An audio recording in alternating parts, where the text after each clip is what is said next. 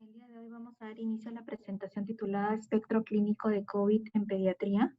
Soy la doctora Silvia Echevarría López, neumólogo pediatra del Instituto Nacional de Salud del Niño de San Borja. El objetivo de la presente exposición es hacer una revisión de la literatura acerca de las principales manifestaciones clínicas en pacientes pediátricos con el diagnóstico de COVID-19 en relación a los hallazgos de un estudio realizado en el Instituto Nacional de Salud del Niño de San Borja por el área de neumología. En nuestro estudio se pudo encontrar que de 33 pacientes con el diagnóstico de COVID-19 que fueron recolectados durante el periodo de marzo a mayo del 2020, durante la primera fase de la pandemia. Por eso es que no tenemos incluidas casuísticas con los PIMS o los MISCA, que son los fallos multiorgánicos asociados a COVID, que fueron posteriormente a la primera fase. Dentro de nuestros resultados encontramos que el 57.6% de los pacientes fueron varones. La mediana de la edad encontrada fue de 4.8 años, con rangos comprendidos entre 2 meses a 17 años.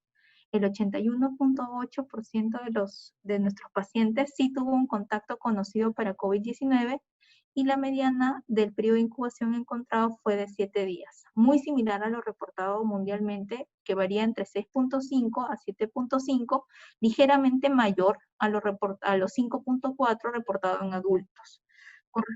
Con respecto al contacto intradomiciliario conocido, se asemeja bastante a todas las presentaciones o a los hallazgos presentados por otros estudios, con variaciones entre el 50 hasta el 100% de un contacto conocido, sobre todo de carácter intradomiciliario. Es necesario, o vamos a ir hablando acerca de las afectaciones, no solamente del sistema respiratorio en relación al COVID, sino también de otras afectaciones multisistémicas como son cardiovasculares, del sistema inmune y dermatológicas, que son las que nuestros pacientes presentaron.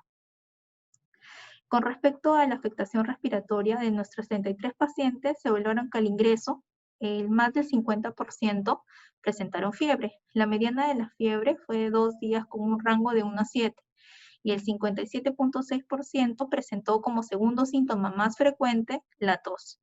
Otros síntomas menos frecuentes, pero también reportados, fueron la diarrea, rinorrea, náuseas o vómitos, dolor faríngeo, cefalea, mialgias y un rash dérmico.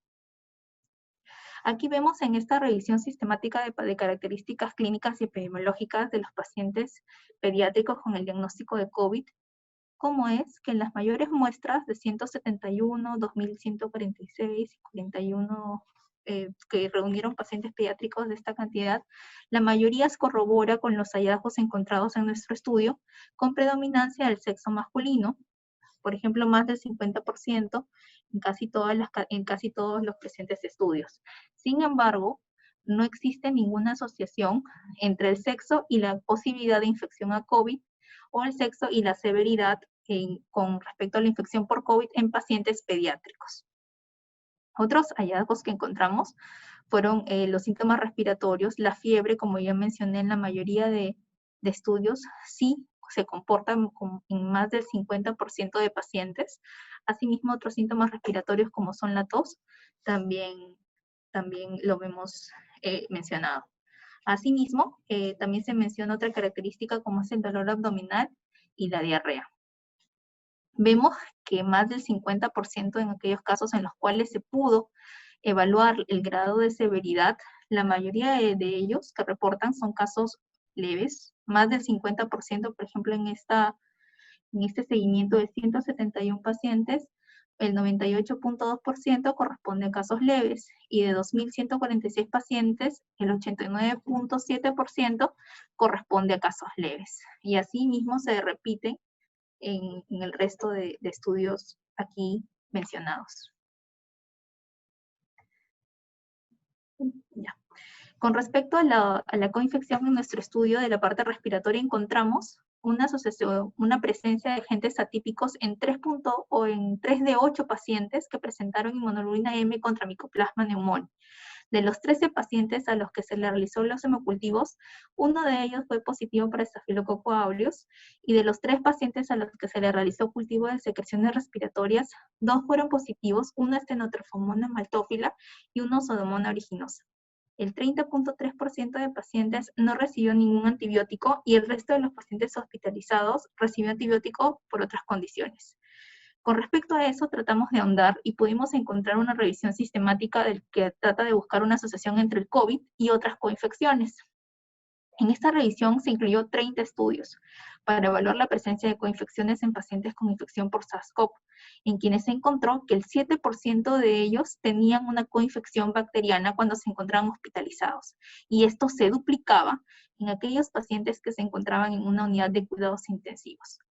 La bacteria más comúnmente detectada fue el Mycoplasma pneumoniae, muy similar a nuestros hallazgos, seguido de una Pseudomonas aeruginosa, Haemophilus influenza y Klebsiella pneumoniae. Se detectó solo un informe de un estafilococo meticino resistente y ningún caso de coinfección con neumococo o un piógenes, como es en el caso de la influenza.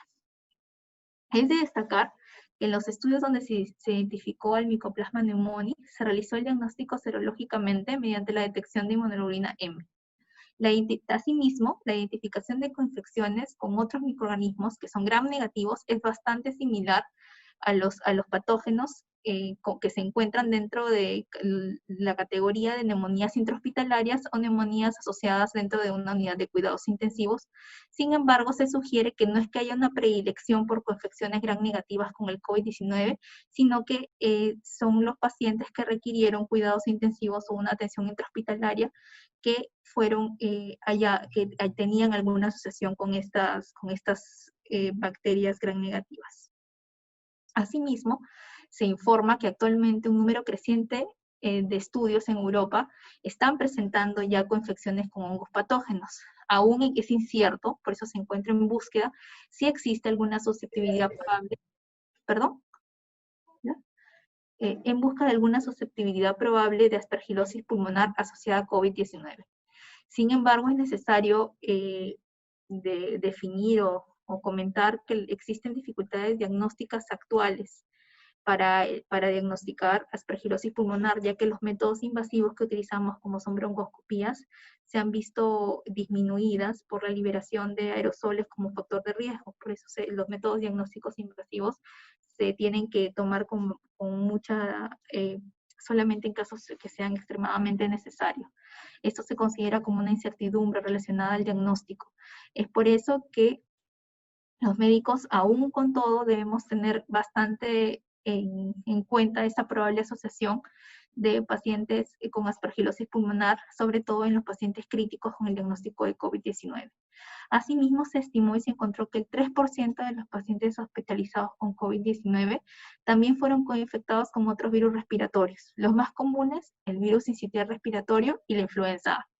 En conclusión, se encontró que la población general afectada por COVID-19 tenían inclusive menos asociación a coinfección bacteriana cuando se comparaba con otras pandemias, como es en el caso de la influenza, inclusive con menos evidencia de asociación para Staph aureus o neumococo, que sí se encontró más frecuentemente en influenza. En general, se recomienda detener los antibióticos de carácter empírico en la gran mayoría de los pacientes cuando se diagnostica infección por COVID-19. En nuestro estudio encontramos que los exámenes auxiliares dentro de los exámenes de laboratorio estuvieron en su mayoría dentro de los rangos normales. Y la radiografía de tórax, que es un elemento bastante útil, pero en el diagnóstico en adultos, fue anormal en 11 a 16 pacientes. El manejo de los pacientes fue básicamente de soporte. 2 pacientes requirieron oxígeno suplementario con cánula binasal y un paciente falleció por hipertensión endocriniana asociada a tumoración cerebral en fase terminal.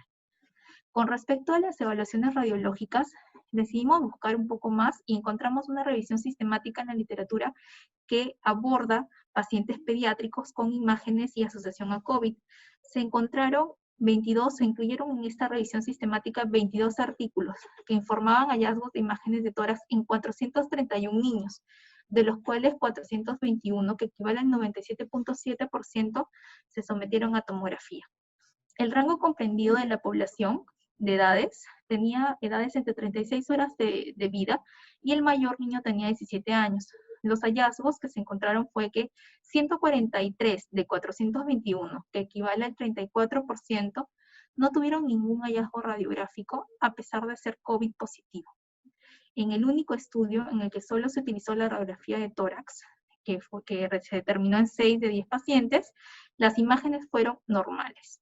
Los informes en donde se pudo ubicar el grado o el grado de la lesión, se identificó que en la mayoría se daba en el lóbulo inferior, en el 44.4% de los pacientes pediátricos, siendo la zona más afectada. La segunda zona más afectada desde el punto de vista radiológico fue el lóbulo superior con un 34.4% y el lóbulo medio con 16.7%. Con respecto a la afectación, ya sea unilateral, bilateral o difusa, sí encontramos un poco de hallazgos diferentes a los de adultos. Por ejemplo, la enfermedad difusa multifocal se describe de los más de 300 pacientes en 4.4%, unilateral en 53.4% y bilateral en 46.6% de los niños. La enfermedad subpleural o la afectación subpleural, es decir, la ubicación periférica, se describe solamente en 13 casos de 421.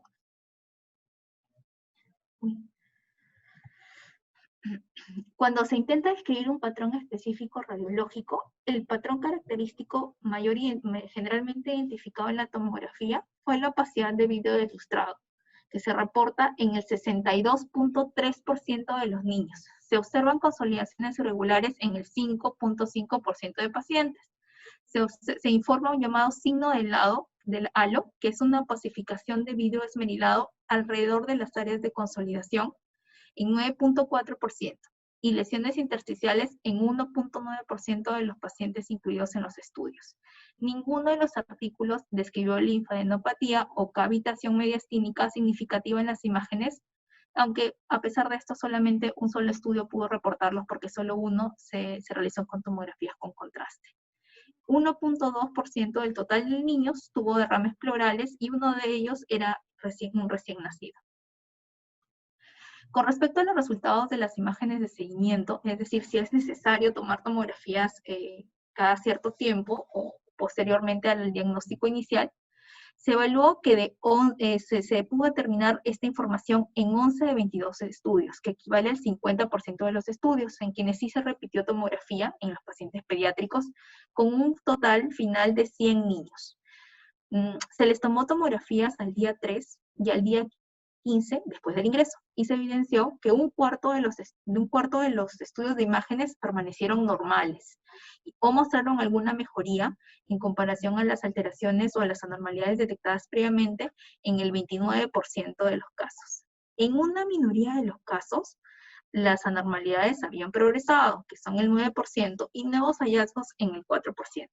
Como podemos observar, 4 más 9 son el 13% de las anormalidades o habían progresado o se habían desarrollado nuevos hallazgos. Sin embargo, más del 70-80% o regresionó o no demostró ninguna alteración adicional. Los resultados se mantuvieron estables en 18% de los casos, incluso se observó una resolución completa de anormalidades previas en el 15%.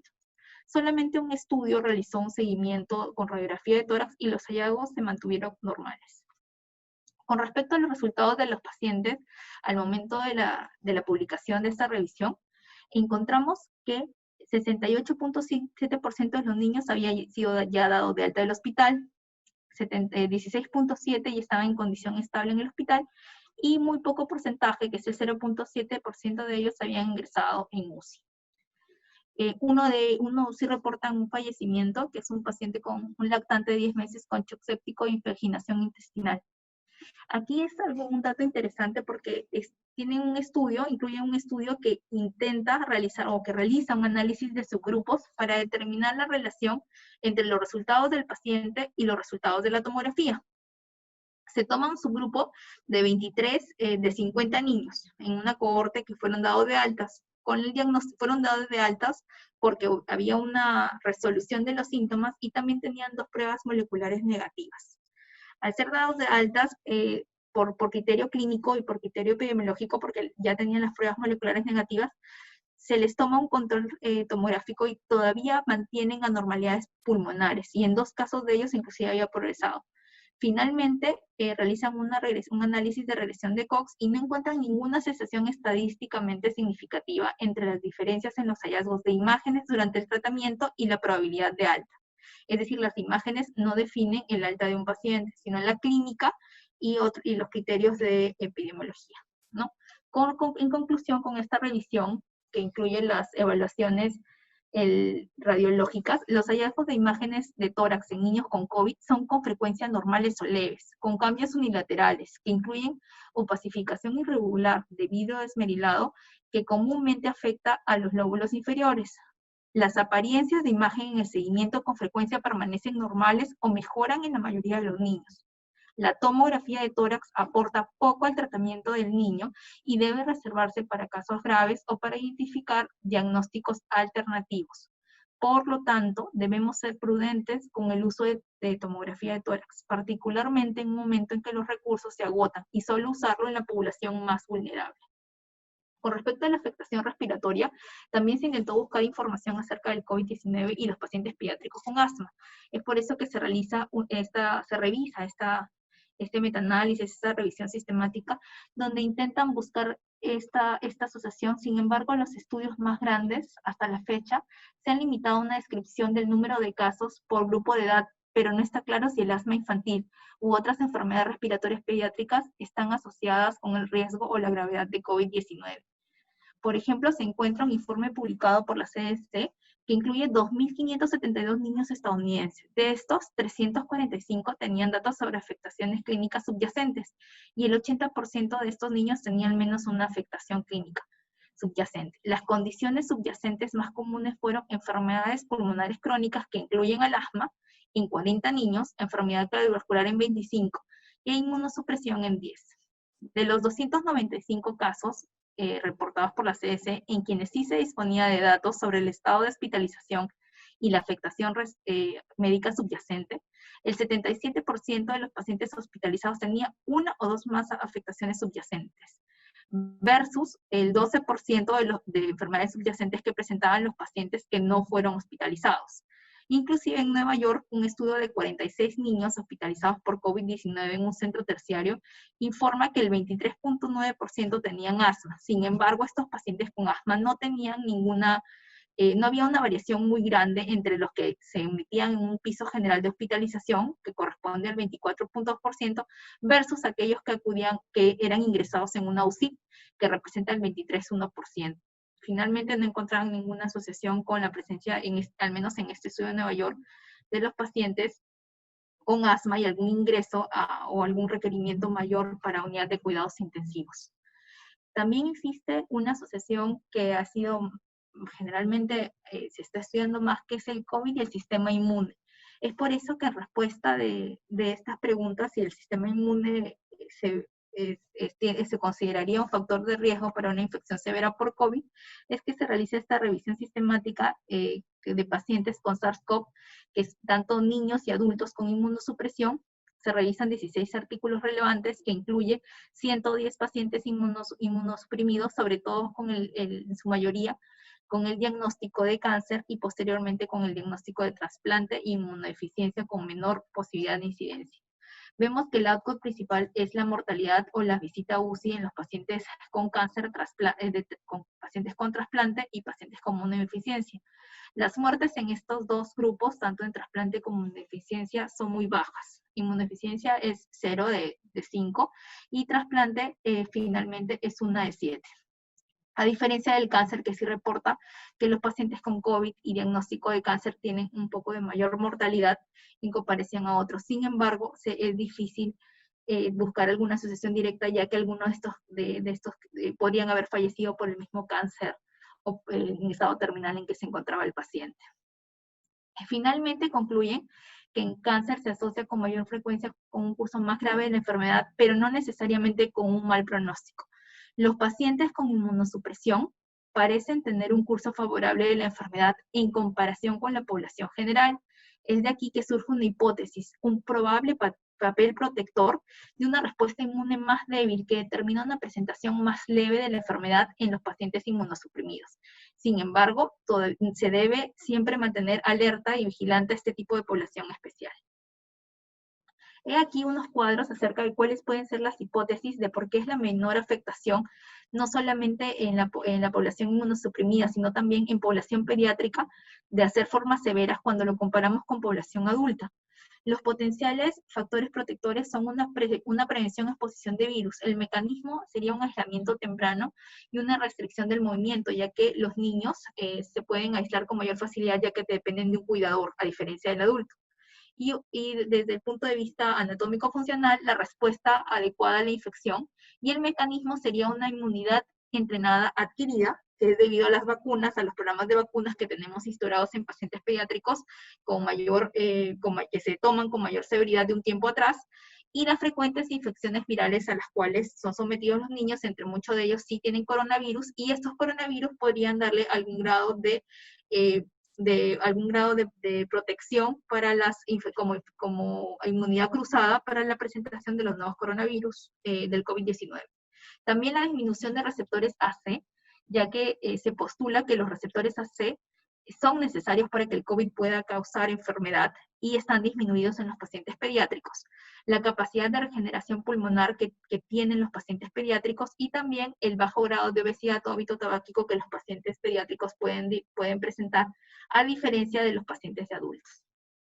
Otro sistema que también está asociado con la afectación con el COVID-19 es la afectación gastrointestinal. Los pacientes de nuestra serie también presentaron lo mismo, que mundialmente está reportado, que son náuseas, vómitos, diarrea y dolor abdominal durante el curso de la enfermedad. La diarrea ocurre con frecuencia entre 1 a 8 días después del inicio de síntomas. Inclusive podría presentarse como síntoma gastrointestinal aislado, siendo la diarrea el primer síntoma. La afectación intestinal tiene múltiples hipótesis. Una de ellas es que los receptores de la enzima convertidora de angiotensina 2, que es la C2, y la serina proteasa transmembrana 2, que es la TMRPRCS2, son claves para el proceso de entrada del virus a la célula. Estos receptores se encuentran en múltiples tejidos, como son en las células alveolares tipo 2 en el pulmón, en el esófago y enterocitos, en ilion y colon, capaces de producir la enfermedad con manifestaciones gastrointestinales mencionadas. La posibilidad de eliminación viral prolongada en heces hasta 5 semanas después de que las muestras respiratorias SARS-CoV sean negativas. Esto sí es necesario tomarlo bastante en cuenta, ya que se puede identificar que después de 5 semanas de enfermedad seguían presentándose presencia en los estudios de heces de los niños. Aún no se ha valorado si esto puede ser el método de transmisión o podría ser un probable método de transmisión. Sin embargo, se cree que se podría considerar, así que es allí donde van las medidas higiénicas de transmisión que deberíamos tomar en cuenta. En comparación con pacientes con enfermedad no grave, aquellos con enfermedad grave por COVID tienen mayor riesgo de desarrollar síntomas gastrointestinales y daño hepático.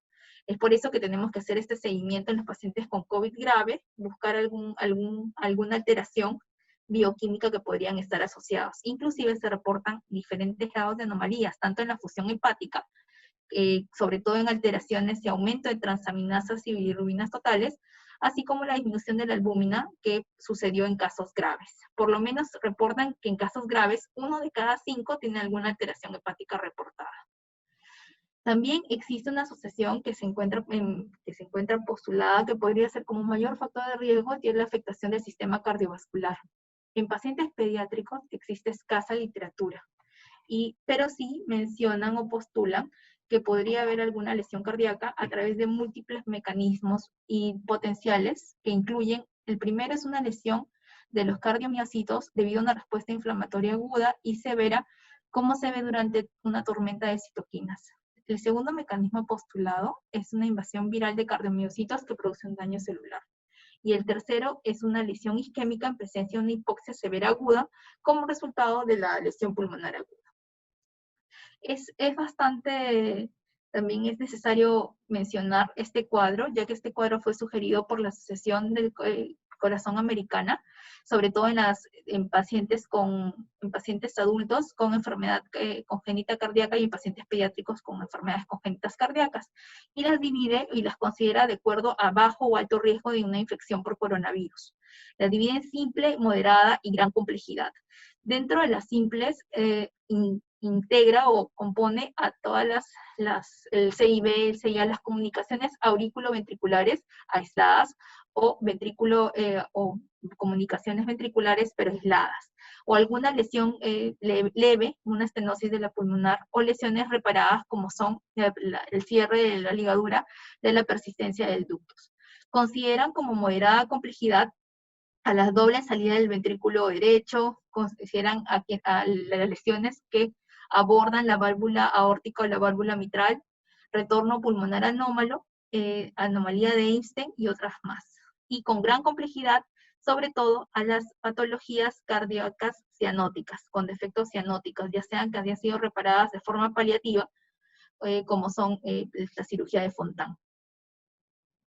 Asimismo, mencionan algunas razones por las cuales este tipo de lesiones podría ser más vulnerables de hacer una infección severa.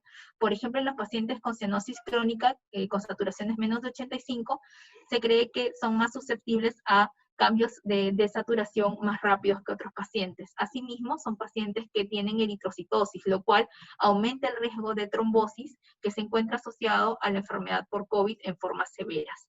También las cardiomiopatías severas, ya que se postula que el coronavirus, el COVID-19, podría causar una lesión directa al miocardio.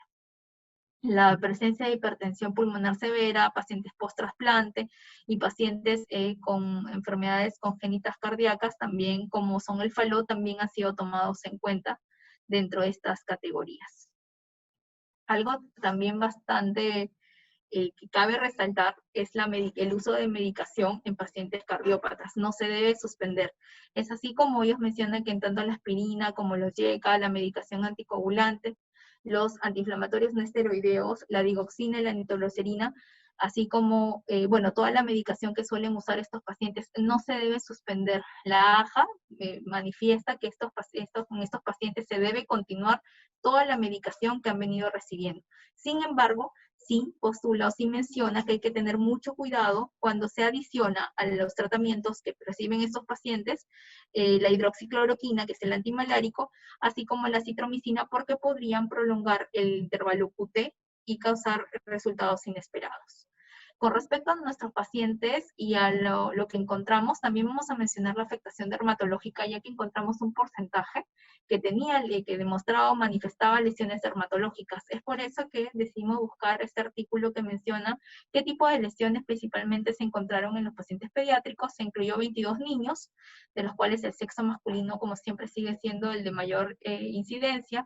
Las edades son variables, pero sobre todo entre niños de 10 a 13 años fue el de mayor porcentaje. Los síntomas antes de la presentación en emergencia fueron variables y fueron en realidad, la duración de los síntomas es hasta más de 14 días en por lo menos el 18% de los pacientes, y sobre todo 2 semanas en el 27% de los pacientes y más cortos, hasta 7 días en el 55%. Las afectaciones eran generalmente acrales. El 100% de los niños, de los 22 niños, presentaban lesiones en pies y el 82% en manos.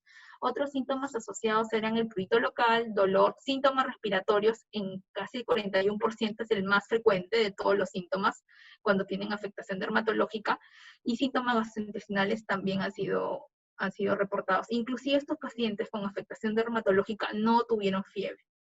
El tiempo de aparición entre los síntomas sistémicos y la aparición de las lesiones también era variable, pero sobre todo en los pacientes con 14 a 28 días conformaba el mayor porcentaje. El 100% de estos niños, de estos 22 niños con lesiones dermatológicas, mostraron una mejoría completa. Estas son las principales lesiones que muestran lesiones violáceas, acrales y tenificadas. Las lesiones típicas eran de localización acral, máculas eritematosas, violáceas.